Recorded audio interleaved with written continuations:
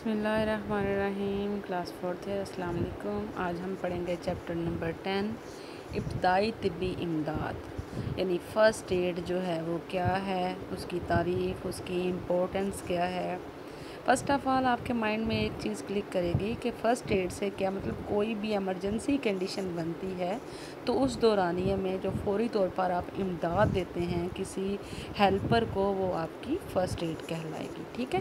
ابتدائی طبی امداد سے مراد وہ امداد ہے جو حادثے کا شکار ہونے والے فرد کو ناگہانی یعنی ہنگامی صورت کے پیش نظر بہم پہنچائی جاتی ہے، اس کو ہم فرسٹ ایڈ بولتے ہیں۔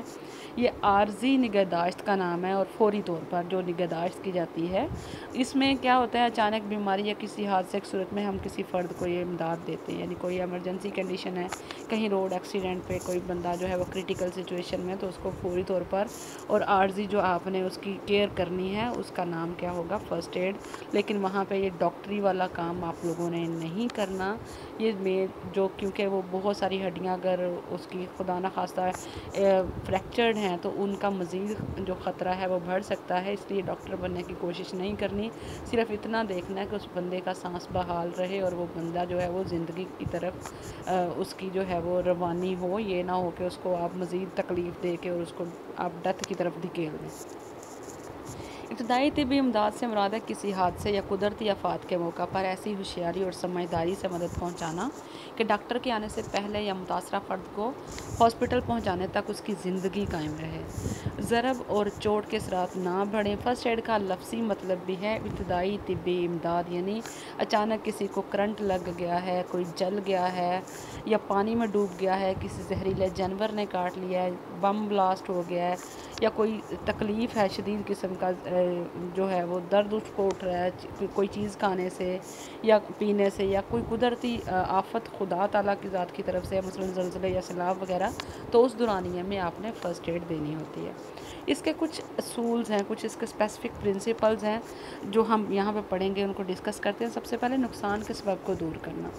فرسٹ آف آل دیکھا جائے تو جب آپ دیکھیں کہ کوئی بندہ کسی ایمرجنسی کنڈیشن میں ہے تو آپ نے جس وجہ سے وہ اس کو خطرہ لاحق ہے اس چیز کو وہاں سے ریموو کرنا ہے، اس کے خطرے کو وہاں سے ہٹا دینا ہے، یعنی دیکھنا ہے، دیکھیں چوٹ یا حادثے کے سبب یا خطرہ کے فوراً متاثرہ فرد سے دور کر دیا جائے اگر یہ زیادہ مناسب ہے کہ متاثرہ فرد کو ضرب کے سبب یا خطرہ سے دور کر دیا جائے، یعنی اگر وہ دیکھیں کسی چیز کے نیچے آیا ہوا ہے تو اس چیز کو آپ نے وہاں سے ہٹا کر اس کو وہاں سے نکالنا ہے، یعنی اس کے نقصان کے سبب کو دور کر دینا ہے۔ دین اس کو کھلی فضا میں رکھنا ہے۔ ڈیفینیٹلی جب اس قسم کی سچویشن بنتی ہے تو بندے کا دل جو ہے وہ گھبراتا ہے، سفوکیشن ہونے لگ جاتی ہے، صدمے کی کیفیت بھی ہوتی ہے، تو اس دوران کوشش کریں کہ اس کو کھلی فضا میں رکھیں تاکہ اس کا سانس آسانی کے ساتھ آتا رہے، اس کو سانس لینے میں دشواری نہ ہو۔ اگر اس کو سانس لینے میں پرابلم ہو رہی ہے تو کوشش کریں کہ مصنوعی تنفس کے ذریعے اس کو سانس دے کر اس کا سانس جو ہے وہ بحال کیا جائے۔ نمبر 3 ہے جی بہتے ہوئے خون کو فوراً روکنا۔ آپ نے پھر دیکھنا ہے کہ اگر اس پرسن کا بلڈ نکل رہا ہے زیادہ، اس کا بلڈ لیکیج ہو رہی ہے تو اس کو پوری طور پر روکنے کا سامان کرنا ہے، اس کا وہاں پر آپ نے کوئی پٹی لے کر جلد سے جلد باندھ دینی ہے۔ کوشش یہ کرنی ہے کہ اس کا خون جو ہے وہ زیادہ ضائع نہ ہو، کیونکہ خون اگر ضائع ہو جائے گا تو اس کی موت کا خطرہ جو ہے وہ بہت زیادہ بڑھ جاتا ہے۔ چوتھا اصول ہے جی متاثرہ مریض کو گرمائش دیں۔ متاثرہ فرد کو گرمائش دینی چاہیے، جسم کے ٹمپریچر کو برقرار رکھنا چاہیے، اسے آرام و سکون اسے ملے گا اور صدمے کی شدت میں کمی ہوتی جائے گی۔ گرم رکھنے کے لیے متاثرہ فرد کو گرم چادر، کمبل، کوٹ یا رضائی میں لپیٹا جا سکتا ہے، یا گرم پانی کی بوتل یا گرم کی ہوئی اینٹ کو کپڑے میں لپیٹ کر جسم پر لگایا جائے، یعنی اس کو ہیٹ دینی ہے آپ نے، اس کے جو ہے وہ صدماتی جو کیفیت ہے اس سے نکالنے کے لیے، اس کے باڈی ٹمپریچر کو مینٹین کرنے کے لیے آپ نے اس کو ہیٹ اپ کرنا ہے۔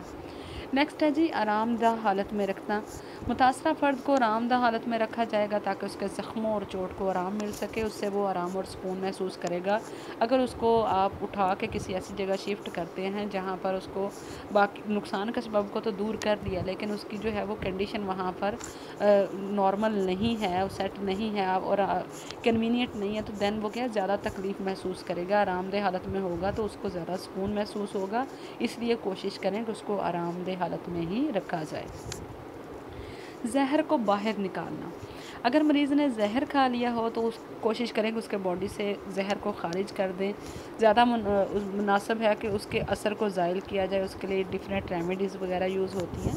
ٹھیک ہے, اس کو کیا کروا کر یا کوئی ایسے دودھ میں کوئی چیز ملا کر پھینٹ کے اس کو پلا دی جائے, یا کچھ نہ کچھ ایسا ہوتا ہے اس کے حلق میں انگلی مار دیں ڈائریکٹ, کہ فوری طور پر جو ہے اس کا زہر باہر نکل جائے, تو اس کی جو جان ہے وہ بچ سکتی ہے.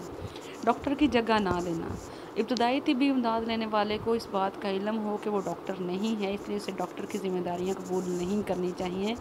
ہاں, اگر اس کی جان بچانے کی خاطر وہ متاثرہ فرد کے لیے دیگر تمام ممکن وسائل اختیار کرتا ہے تو یہ تب اس کی ذمہ داری ختم ہو جاتی ہے. اس کے بعد جب اس کو صحیح طور پر وہ طبی امداد دے دے گا تو اس کو فوری طور پر ہاسپٹل میں منتقل کیا جائے, اور باقی کا کام جو ہے وہ ڈاکٹر کا کام ہے, اور ڈاکٹر نے اس کو شعبہ حادثات میں جا کے ڈیل کرنا ہوتا ہے.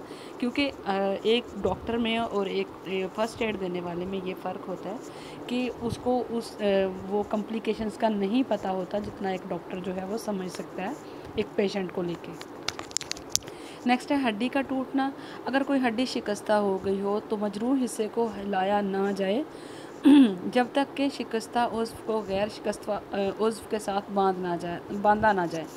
اس کی مثال میں یہاں پہ دینا چاہوں گی کہ اگر آپ کا مطلب آپ کے فور آرم میں فریکچر ہو جاتا ہے, آپ کے بازو کی ہڈی ٹوٹ جاتی ہے, تو اس کو ایک کھپچی کے ذریعے سے سپلنگ کے ساتھ اس کو سہارا دیا جاتا ہے, پھر اس کے ساتھ ایک پٹی سی لے کے گلے میں لٹکا کر تو اس کو دوسرے مطلب سپورٹیو وے میں آپ کو دوسرے عضو کے ساتھ یعنی اپر جو آپ کا ہے بازو اس کے ساتھ سہارا دے کر رکھا جاتا ہے تاکہ یہ مزید نیچے کی طرف نہ لٹکے اور اس میں جو نقصان ہے وہ زیادہ نہ ہو سکے. ٹھیک ہے, اس لیے کوشش کرنی چاہیے کہ جب بھی ہڈی ٹوٹتی ہے تو ہڈی کا جو ٹوٹا ہوا حصہ ہے اس کو جو دوسرا حصہ ہے اس کا اس باڈی پارٹ کا اس کے ساتھ ایسے سیٹ کیا جائے اور وہاں پر اس کے ساتھ باندھا جائے, اس کو وہاں سے سہارا دیا جائے تاکہ اس کی جو تکلیف ہے وہ مزید بڑھے نہ. ٹھیک ہے, تو کوشش کرنی چاہیے کہ تب تک آپ اس کو بالکل موومنٹ نہ دیں, جب تک آپ اس کو سہارے کے ساتھ دوسرے عضو کے ساتھ باندھ نہ دیں. نیکسٹ ہے متاثرہ فرد کو حادثہ کی جگہ سے لے جانے کے ذرائع. اب سارا کچھ کرنے کے بعد آپ نے اس کے سانس بحال کر لیا, اس کو گرمائش دے لی, سارا کچھ کر لیا, اس کی زندگی بچا دی, تو کوشش کریں اس کو جلد سے جلد ہاسپٹل منتقل کر دیں تاکہ اس کی زندگی جو ہے وہ مزید بچائی جا سکے. اس کی مطلب بالفرض زیادہ بلیڈنگ کی وجہ سے اس کی جان کو اگر خطرہ لاحق ہو رہا ہے تو فوری طور پر اس کا ہاسپٹل جانے کا انتظام ہو جائے. مناسب سواری ہو اور آرام دہ ہو, یہ نہ ہو کہ جوڑس بھی لگیں, زیادہ جھٹکے لگنے کی وجہ سے اس کا جو فریکچر بازو ہے وہ مزید کام خراب ہو جائے. یعنی کوشش ایسی کرنی ہے کہ متاثرہ فرد کو حادثہ کی جگہ سے جلد لے جانے کا آپ نے کوئی نہ کوئی ذریعہ بنانا ہے. ٹھیک ہے, نیکسٹ ہے جی زخم ڈھانپنا. متاثرہ فرد کے زخم کو فوراً صاف ستھری پٹی یا کپڑے کے ساتھ ڈھانپ دینا چاہیے تاکہ جراثیم سے بچایا جا سکے. ٹھیک ہے, نیکسٹ ہے جی متاثرہ فرد کے کپڑے اتارنا. متاثرہ فرد کے کپڑے ڈھیلے یا اتار دینے چاہیے. کپڑوں کو ڈھیلا یا کپڑے اتارتے وقت یہ خیال رکھیں کہ ضرورت سے زیادہ بدن کو ننگا کرنے سے ٹھنڈ لگنے کا بھی خدشہ لاحق ہو سکتا ہے. مریض کو کسی قسم کی تکلیف اور درد وغیرہ سے بچانے کے لیے جو ہے وہ آپ نے کوشش کرنی ہے کہ جتنا مطلب ایزیلی آپ اس کے باڈی سے کپڑوں کو ریموو کر سکتے ہیں آپ اتنے کریں, اور متاثرہ فرد کے جوتے اور جرابیں جو ہیں وہ اتار دیں.